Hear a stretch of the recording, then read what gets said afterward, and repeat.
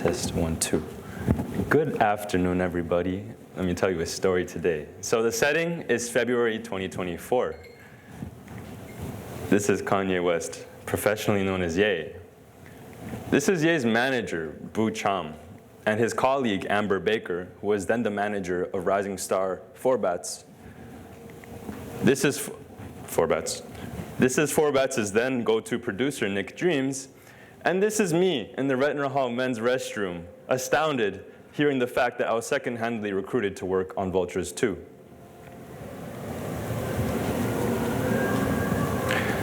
Wow, what do I do in this moment? There's a lot of things going on in my head right now. This opportunity is what renowned street photographer Henri Cartier-Bresson might analogize as the decisive moment, the moment in which the composition, timing, and story of a scene align, all but for a perfect and transient moment. In terms of composition, I was in a great spot.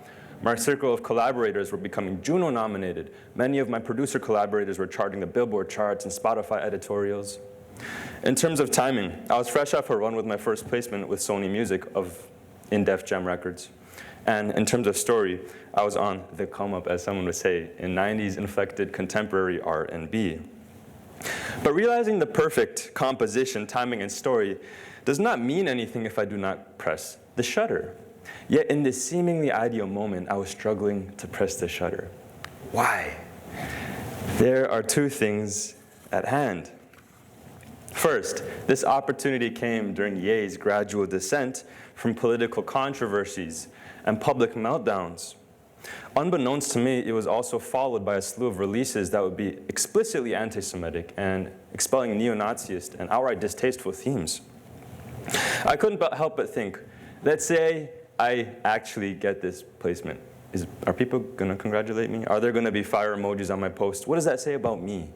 By producing on Vultures 2, I would be second-handedly endorsing the themes that are on the content of the album. Do I resonate with these things? Second, it struck a chord in my walk as a Christian who rededicated his life to Christ a year prior. The New Testament book of 2 Corinthians advises believers not to be unequally yoked with non-believers.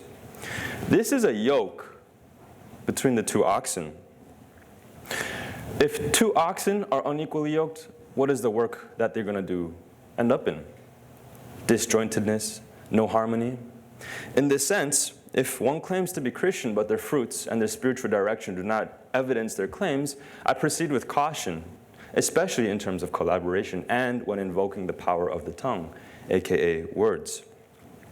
Yes, Kanye West released Jesus is King, but where was his spiritual walk at the time of this opportunity? Through moments like this, I've learned to say no, and it's easier now. Since this opportunity, I've foregone an opportunity to work on a Juno-nominated R&B album. I've also had to say no to even friends whose lyrical themes I do not resonate with. But as an up-and-coming producer in February 2024 who was fresh off of a spiritual weaning, how was I responding to this opportunity?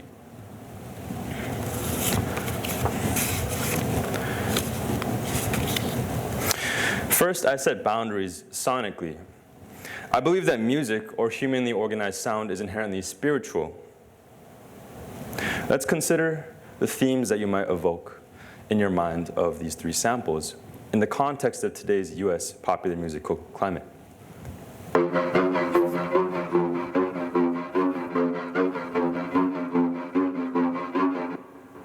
So this is a very angry sounding sample. When you look up the term angry on Popular Sound Library Splice, this is the first result that comes out.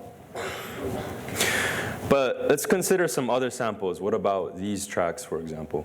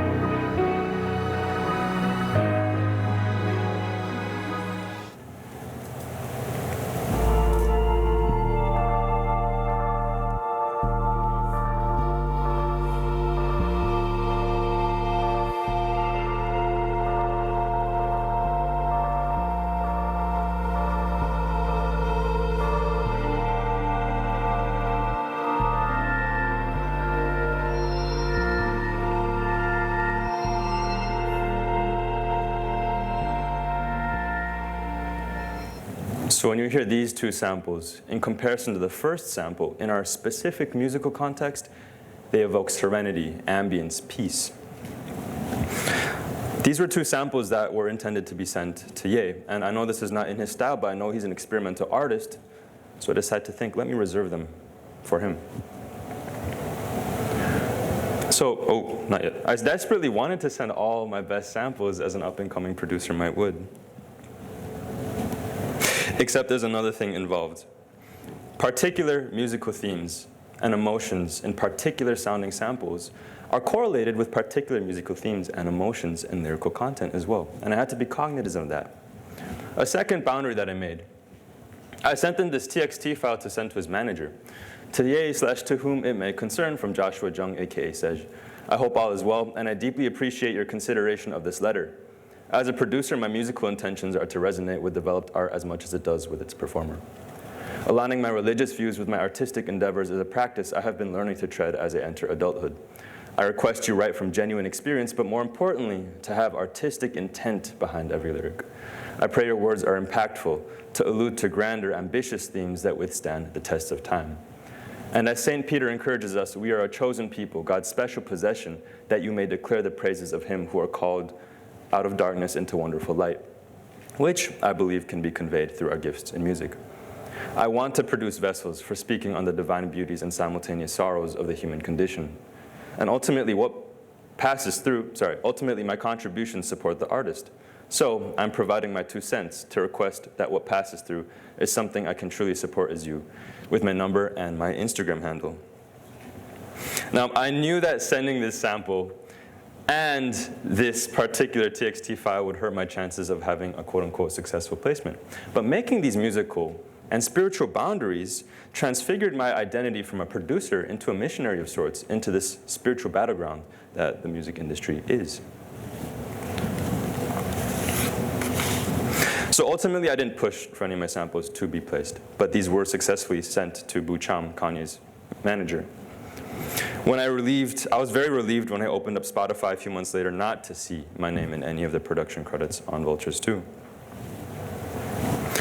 So rather than snap this image of the decisive moment, at the seemingly perfect complex intersection of composition, timing, and story, I instead lifted my eyes from the lens and simply viewed the scene, watching it pass by heart to heart and face to face. So what can we learn here? I believe there's 2 lessons to learn. A first general lesson for everybody. Will a dilemma at your core coddle you into saying yes, the seemingly easy and obvious choice? Or will it challenge you and scrutinize you to consider why that inclination in you exists in the first place? I desperately wanted to send in all my samples and have a placement with a major artist. But I had to carefully evaluate the stakes of my decision, politically, musically, and spiritually. Habits accumulate over time, and challenging dilemmas like this will refine your worldview. So I implore you to lean into them. Second, a personal lesson of mine. God tests me, he doesn't tempt me.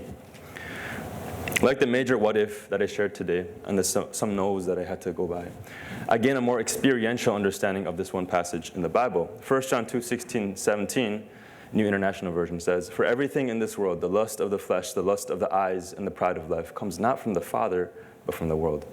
The world and its desires pass away, but whoever does the will of God lives forever." When I stand before my Maker, I won't be asked about what accolades I achieved on this earth. Rather, where was my heart? How was I serving others and sacrificing myself spiritually, musically, and politically for him? In the depths of opportunities away from the public eye, where habits take root in silence, I ask myself, am I sowing seeds in what will wither in the sands of time, or am I planting seeds in what will last beyond the memory of Joshua Sejin Jung on some days, Sej? Thank you.